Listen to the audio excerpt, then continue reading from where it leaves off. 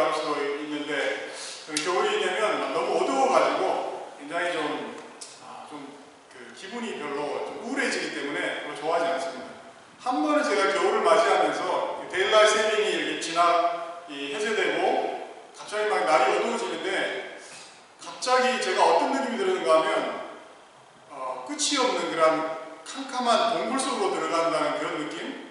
그런 느낌이 들어가지고 너무 막 겨울 보내기가 힘들어진 그런 때가 있었는데 어쨌든 그 겨울 날씨도 좀 추워지고 또 이제 또 난방비도 많이 들어가고 그래서 조금 이제 겨울이 제가 그 좋아하는 그런 시즌은 아닌데 여러분 어떤지 모르겠습니다. 근데 겨울 하면 또 떠오르는 그런 이미지가 있죠. 뭡니까? 바로 크리스마스 라이트, 빛에 대한. 그래서 벤두산 갈리나 뭐 샌디 파크 공원 같은 데 가면 겨울 축제 페스티벌 오브 라이트 그래가지고 그 장식을 해가지고 이제 사람들을 보러 오게 막 하고 그러죠. 그 집집마다 관심 있는 사람들은 크리스마스 라이트를 이렇게 달아놓고 뭐 그러죠. 아까 전 부산에서 예배를 시작하면서 많은 말씀을 해주셨지만 우리 이제 크리스찬 그 전통에는 강림절, 대강절 또는 이제 강림절이라고 그러죠. 대강절 대자는 이제 기다린다는 뜻, 강은 오신다는 그런 뜻이죠. 대강절을 이렇게 대강절을 지냅니다. 크리스마스 전에 전 4주를 기준으로 해서 그때부터 4주를 이렇게 대강절을 보내는 것이죠. 그래서 촛불을 하나씩 켜가지고 또 이제 크라이스트 캔들, 그리스도 캔들을 이제 마지막에 켜는 것으로 그런 그 전통을 지키는 그런 교회들이 있죠. 그래서 이런 그 저희들이 이 대강절을 보내면서 우리가 어떤 걸 해야 되는가? 예수님이 어떤 분이신지 함께 묵상할 수 있는 그런 시간이 되면 좋겠습니다. 예수님께서 이 땅에 오셨는데 어떻게 오셨죠? 빛으로 오셨습니다. 이 땅에 빛 대신 예수님에 대해서 오늘은 우리 함께 묵상할 수 있으면 좋겠습니다. 오늘 말씀해 보니까 나는 세상의 빛이니 세상의 빛이라고 예수님께서 선포를 하고 계십니다. 세상의 빛이라고 그러니까 굉장히 우리가 참 듣기 좋고 낭만적인 그런 표현으로 우리에게 들릴 수 있죠. 여러분 빛 대신 예수님이 좋으십니까? 네, 아무런 대답이 없네요. 빛 대신 예수님이 빛으로 오셨는데 근데 그 빛은 뭡니까? 모든 것을 드러내는 거죠. 비춥니다. 그래서 아무것도 숨기지 않고 다 드러냅니다. 다 우리는 감추려고 하는데 감추어진 것 그리고 은폐하려는 모든 것들이 다 이제 드러나게 되죠. 그래서 이 그 빛 앞에 여러분들이 온전하게 설 그러한 자신이 있으신지 그건 또 이제 별개의 문제가 될 수가 있는 거죠. 그럼 어둠이 좋은지 빛이 좋은지 질문하면 많은 분들이 저는 빛이 좋아요 그렇게 대답할 것입니다. 어둠을 생각하면 캄캄하죠. 어둠은 보이지 않습니다. 어둠은 무섭고 또 불안하기도 하고 두렵고 이제 차갑습니다. 빛은 어떻습니까? 밝습니다. 빛은 따뜻하고 포근합니다. 그래서 예외 없이 모든 사람들이 빛을 더 좋아할 것 같습니다. 그런데 우리는 생각 밖으로 어둠을 더 좋아하고 즐길 수 있다는 것이죠. 왜냐하면 이제 보이지 않기 때문에 아무도 모른다고 생각한다는 것이죠. 그래서 간섭받지 않고 나만의 어떤 그 죄를 즐길 수 있는 그런 시간, 그런 공간이 어둠이라고 생각을 할 수가 있습니다. 그렇기 때문에 죄도 보면 어둠 가운데 일어나고 또 사회적으로 많은 범죄가 일어나고 있지만 범죄의 그 3분의 2가 다 이제 낮이 아니고 밤에 일어나는 것이죠. 이 세상에는 항상 두 가지 세력이 있죠. 선의 세력, 악의 세력이 있고 또 미움과 사랑의 세력 그리고 빛과 어둠의 세력이 있습니다. 빛과 어둠 항상 이렇게 대립이 되어 있는데 세상은 어둠과 빛과의 싸움이라는 것이죠. 그래서 예수님께서 나는 세상의 빛이라고 말씀하셨는데 이게 낭만적인 말씀이 아니고 대단히 전투적인 그런 말씀이라는 것이죠. 어둠으로 가득 찬 세상에 대한 선전포고라는 것입니다. 우리 안도 마찬가지로 우리 안에도 보면 두 가지 세력이 있죠. 항상 이것들이 막 싸웁니다. 빛으로 나가고 싶은 마음이 있는가 하면 마음속에는 또 막 어둠에 머물고 싶은 그런 소욕이 막 일어날 때가 있습니다. 내 마음에 어둠과 중에 누가 이깁니까? 내가 마음을 두는 쪽이 이기는 것이죠. 내가 마음을 쌓는 쪽이 이기게 됩니다. 내 마음에 쌓는 대로 내가 그게 내 인격이 되고 내 존재가 되는 것이죠. 그래서 마음을 두고 쌓는 것들이 그 마음에서 어떤 외적인 에너지가 돼가지고 밖으로 이렇게 드러나게 됩니다. 그래서 우리는 항상 빛 가운데 거해야 되고 빛에 대한 그 생각을 해야 되는 것이죠. 사실 우리는 어둠의 존재였습니다. 주님을 알기 전에 참 어둠의 존재들이었다는 것이죠. 에베소서 5장 8절에 보니까 너희가 전에는 어둠이더니 이제는 주 안에서 빛이라 이렇게 말씀을 하고 있습니다. 우리가 어둠의 존재들이었습니다. 그래서 내 안에 남아있는 어떤 그런 죄성이 있는데 이런 것들이 어둠에 대한 향수를 자꾸 생각나게 하는 것이죠. 죄가 우리를 유혹하는 힘이 있습니다. 이걸 우리가 가볍게 여기면 안 된다는 것이죠. 사람들이 어둠을 살아가는 이유가 어디겠는가?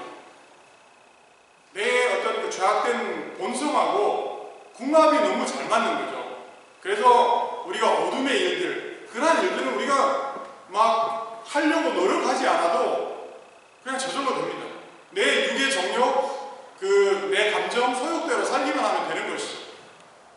우리가 주님을 알지 못할 때 살던 그런 모습이 바로 그런 모습이었다는 것이죠. 나는 세상의 빛이니 예수님께서 말씀하셨는데 이건 뭔가는 우리를 죄 속에 가두고 얽매이게 하고자 하는 그런 어둠의 세력에 대한 선전포고였다는 것이죠. 우리를 향한 그 삶에 대한 어떤 대전환으로의 초청이고 새로운 삶으로의 그 방향 제시를 예수님께서 하고 계시다는 것이죠. 어두울 때는 우리가 보이지 않아서 그리고 무지해서 아무것도 몰랐지만 이제 빛이 비추어지니까 막 실상이 드러나기 시작하는 거죠. 전에는 몰랐지만 빛이 비추고 나니까 내가 막 죽은 시체에 들려 쌓여가지고 그런 가운데 살아가고 있었고 내가 걸어가고 있던 길이 낭떠러지 길이었다는 것을 깨닫게 되는 것이죠. 그래서 막 몇 발짝만 더 가면 그냥 낭떠러지 밑으로 떨어지게 되는데 빛이 비추어지니까 이제는 안 되겠구나. 발을 돌려서 180도 방향을 돌려서 가게 돼야 되는 것을 알게 되는 것이죠. 그래서 이처럼 나는 세상의 빛이니 그 선포를 예수님께서 하셨는데 여기에 대한 그 반응을 예수님께서는 요구하신다는 것입니다. 내가 세상의 빛이라고 했는데 그래서 뭐 어쩌라고 이게 아니라는 것이죠. 이 빛에 대한 우리의 선택 그리고 결단을 요구하고 계신다는 것이죠. 뭐라고 그러십니까? 나는 세상의 빛이니 나를 따르는 자가 되라고 초청을 하고 계십니다. 나는 세상의 빛이니 나를 따르는 자. 그러니까 빛을 따르는 자가 되는 것은 뭘 의미합니까? 우리 삶의 전적인 방향 전환을 의미하는 것이죠. 죄로부터 돌아서야 되는, 사망으로부터 돌아서고 모든 어둠의 행위로부터 돌아서는 것, 그것을 말하는 것입니다. 그리고 이제는 생명 되신 주님을 따르는 것, 이것을 말하고 있는 것이죠. 따르는가 안 따르는가 이게 문제라는 것입니다. 따르지 않으면 어떻게 됩니까? 사망과 심판의 길입니다. 따르면 생명의 길인 것이죠. 우리는 빛을 따라야 됩니다. 빛을 따라야 됩니다. 사망의 길로 가면 안 되는 것이죠. 그래서 이제는 어둠의 자식이 아니고 빛의 자녀로 살아가야 된다는 것이죠. 그 트랜스포메이션이 우리 가운데 일어나야 되는데 이 빛 대신 주님에 의해서 그러한 역사가 일어나게 된다는 것이죠. 여기 주님을 따른다는 것은 뭡니까? 우리의 그 way of life, 우리의 삶의 그 방식을 말하는 것이죠. 즉 빛의 자녀로서 거기에 합당한 삶을 살게 된다는 그것을 말한다는 것이죠. 그러니까 내 안에 있는 나의 죄의 속성과 싸우고 게으름과 싸우고 주님의 긍휼을 구하고 은혜를 붙든다는 말입니다. 이런 투쟁을 우리가 계속해서 지속해서 한다는 것을 말하는 것이죠. 이제는 내가 의와 진리를 추구하고 사랑의 법을 실천한다는 것을 말하는 것이죠. 믿음과 소망 안에서 살아가는 것을 말합니다. 주님을 따른다는 것은 계속 우리가 빛으로 나아가고 빛 가운데 거하고 빛 가운데 살아감으로써 내가 계속 변해지는 것이죠. 계속 주님을 닮아가는 것을 말하는 것입니다. 새 사람 되기를 매일 기도해야 되는 것이죠. 매일 하나님께 나의 죄를 고백하고 매일 새로워지는 것, 그것을 말한다는 것입니다. 우리가 빛을 따라가면 어떻게 됩니까? 내 안에 있는 두려움이 없어집니다. 비단에 거하면 형벌에 대한 두려움이 사라지게 됩니다. 사람에 대한 두려움이 사라집니다. 세상에 대한 두려움이 사라집니다. 그리고 자신감이 생기고 담대해집니다. 겸손하지만 세상을 당당하게 살아가고 담대하게 살아가게 된다는 것이죠. 그리고 우리가 빛을 따라가게 되면 빛 가운데 나아가면 내가 해야 할 일이 무엇인지, 내가 하면 안 되는 일이 무엇인지 알게 된다는 것입니다. 무엇이 중요한 일인지 깨닫게 된다는 것이죠. 주님을 기쁘시게 하는 일이 무엇인지 깨닫게 된다는 것입니다. 내게 주어진 이러한 인생과 시간들이 있는데 이 시간을 어떻게 보낼 것인가? 어둠의 일을 벗어버리고 어둠의 일에 참여하지 않게 되고 대신 나의 고민, 나의 관심, 열정을 주님을 어떻게 하면 기쁘게 해드릴 수 있을까? 그러한 일들에 쏟게 된다는 것이죠. 빛을 따를 때 어둠에 다니지 아니하는 것이죠. 나는 세상의 빛이니 나를 따르는 자는 어둠에 다니지 아니하고. 어둠의 일은 열매가 없습니다. 어둠의 열매가 뭔가 하면 더 큰 어둠을 낳게 됩니다. 작은 어둠이 어둠을 낳고 또 낳고 이래가지고 걷잡을 수 없는 그런 암흑 속으로 우리를 빠지게 만든다는 것이죠. 그래서 이제는 막 나오고 싶어도 더 이상 나올 수 없는 그런 선까지 가게 된다는 것이죠. 이게 바로 어둠의 힘이고 이게 바로 사탄이 우리를 통해서 원하는 그러한 모습이라는 것이죠. 그래서 우리가 어둠의 주, 은밀히 행하는 그런 것들, 이런 것들을 부러워하고 따라하면 안 됩니다. 그거는 바로 죽는 길이라는 것이죠. 이 땅에서 안 죽으면 죽고 나서 또 죽습니다. 죽는 길이죠. 그러니까 이런 어둠의 주, 우리가 폭로해야 되고 이걸 드러내야 됩니다. 드러내면 빛이 된다는 것이죠. 드러내는 것마다 하나님의 놀라운 용서의 역사가 있고 회복의 역사가 있고 은혜의 역사가 있다는 것입니다. 어둠이었던 것이 빛으로 트랜스폼되는 그런 역사가 일어난다는 것이죠. 그리고 하나님의 역사는 어둠 속에서는 일어나지 않습니다. 미워하고 증오하고 속이고 정죄하고 이용하고 그런 가운데 하나님의 역사가 일어나지 않는다는 것이죠. 하나님의 역사는 항상 빛 가운데 일어납니다. 그러니까 내가 빛 가운데로 나아가고 변해질 때 나를 통해 하나님께서 역사하신다는 것이죠. 그래서 내가 빛을 따라갈 때 우리의 삶을 통해서 그 빛이 또한 세상에 비추어진다는 것입니다. 주님은 따르라고 하시죠. 따르라고 하십니다. 그리고 또 뭐라고 그러십니까? 비추라고 그러시는 것이죠. 마태복음 5장 16절 제가 읽어드렸지만 너희는 세상의 빛이라 너의 빛이 사람 앞에 비치게 하라. 이처럼 그리스도인들의 삶이 세상에 비추어지는 그런 메시지가 되어야 한다는 것입니다. 그러니까 내 삶, 내 존재, 내 인격이 바로 빛의 반영이 되어야 한다는 것이죠. 내 삶을 통해서 진리 대신 예수님이 비추어져야 한다는 것입니다. 이 말은 무슨 말이냐 하면 예수님이 나를 통해 사라진다는 말인 것이죠. 그러니까 내 존재, 내 인격, 내 삶의 내용이 예수님이 누구인지를 드러낸다는 말이라는 것이죠. 그러니까 내가 작은 예수가 되고 내가 예수의 거울이 되고 내가 예수의 반영, 리플렉션이 된다는 것입니다. 내 삶이 위선과 거짓을 떠나는 것을 말하고 내 삶이 정말 진실되됨을 말하는 것입니다. 그래서 사람들이 나를 두고 무슨 말을 하게 되는가? 사람들이 여러분을 볼 때, 나를 볼 때 무슨 말을 하게 되는가? 이런 말을 하게 되면 그게 정말 빛에 가는 자녀들이 맺게 되는 열매라는 것이죠. 무슨 말인가 하면 나는 정말 예수님을 한 번도 본 적도 없고 알지도 못하지만 당신을 보면 예수님이 누구신지 알 것 같습니다. 이런 말을 듣게 되면 그게 바로 빛에 가는 자녀의 열매라는 것이죠. I'm the light of the world. I am the light of the world. 예수님 빛이라고 말씀하십니다. 나는 세상의 빛이니 the light입니다. 그러니까 A light가 아니고 빛 중에 하나가 아니고 the light이라는 것이죠. 그러면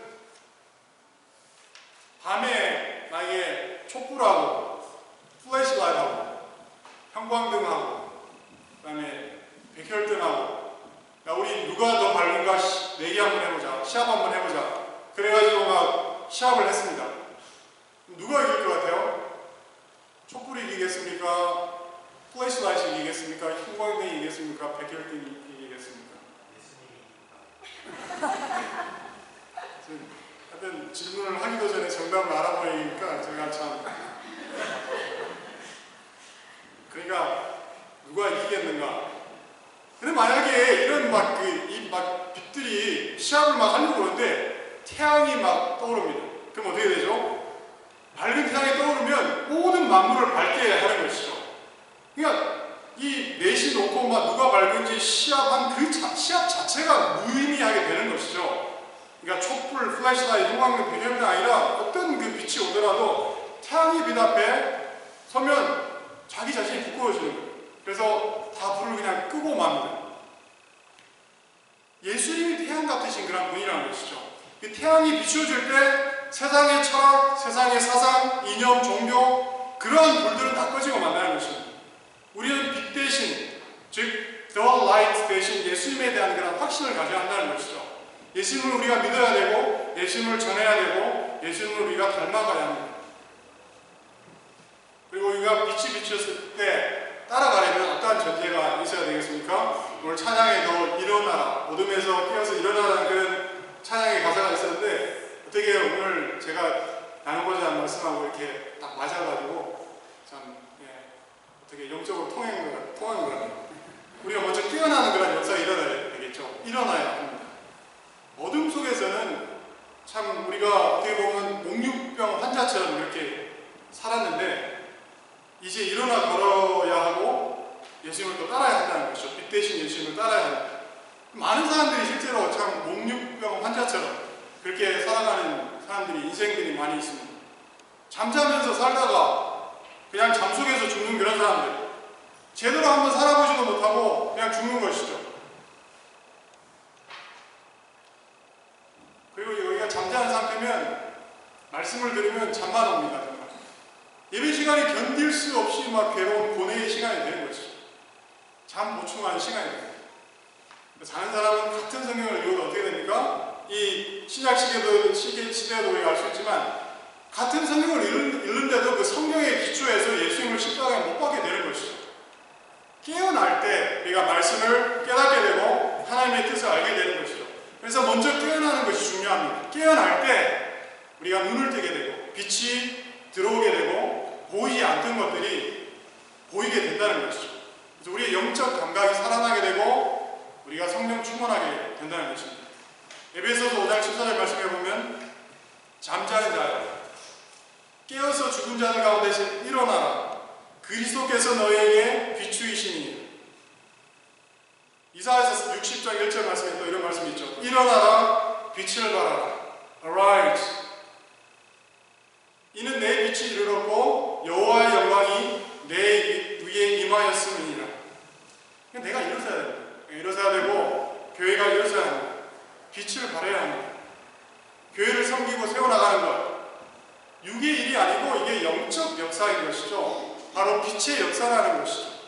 그래서 우리가 기도와 말씀과 영적 은사와 성령의 역사가 바탕이 되고 또 이런 것들이 조화를 이룰 때 우리의 헌신과 또 섬김을 통해서 하나님께서 이루어나가시는 그런 역사라는 것이죠.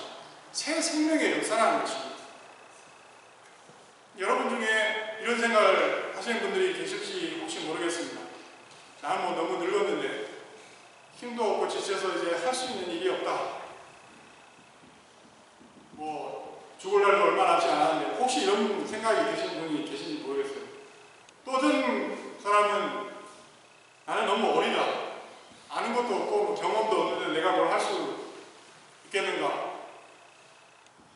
할 수 있는 일이 없다. 이런 생각을 또 하시는 분들이 있을지 모르겠습니다. 여러분 그 태양이 떠서 이렇게 지잖아요. 그런데 골든 아워라는 게 있습니다. 그게 뭐죠? 골든 아워라는 게 있는데 이게 뭔가 하면 해가 지기 전 1시간 정도 그리고 해가 뜨고 나서 1시간 정도 그 시간을 두고 하는 말인데 사진을 찍을 때 이때 이제 사진을 찍으면 빛이 더 이제 좀 부드럽고 또 이제 붉게 된다는 것이죠. 그래서 그때 이제 가장 예술적이고 아름다운 사진이 찍힐 수 있는 그런 시간이 된다고 해요. 그리고 해가 지고 나서도 하늘이 이렇게 파랗게 펼쳐지는 그런 마술의 시간이 있는데 사진 용어로 이거를 매직 아워라고 부른다고 합니다. 그냥 우리의 그 인생의 매직 아워가 끝나지 않았다는 것이죠. 인생의 황혼기 그리고 인생의 초기를 보내신 분들이 있는데 가장 아름다운 그 인생의 사진을 찍을 수 있는 그런 시간이 아직 있다는 것입니다. 주님의 빛이 우리 가운데 임하고 우리가 그 빛 가운데 나아가며 살아갈 때 그러한 은혜가 우리 삶 가운데